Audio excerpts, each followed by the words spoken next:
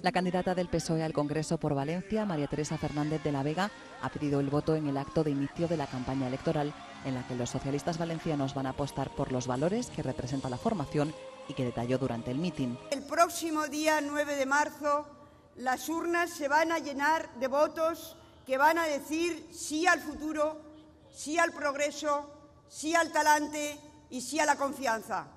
Colocar a Valencia a la cabeza del desarrollo de España es el objetivo que pretende conseguir de la Vega con el respaldo de los ciudadanos. Vamos a conseguir derrotar a la derecha más rancia de España, que es la derecha valenciana. ¡Lo vamos a conseguir!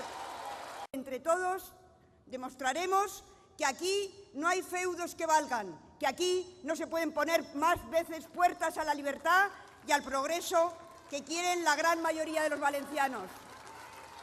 De la Vega señaló que la próxima cita electoral es una fiesta de democracia y libertad en la que se va a oír la voz de los socialistas. Que se oiga a los socialistas en toda Valencia, que les invitamos a la fiesta de la democracia, de la igualdad y de la libertad que tendrá lugar aquí el día 9 de marzo. La número 1 de la lista socialista instó a los valencianos a votar con todas sus fuerzas la opción progresista que defiende la igualdad, el diálogo y la solidaridad.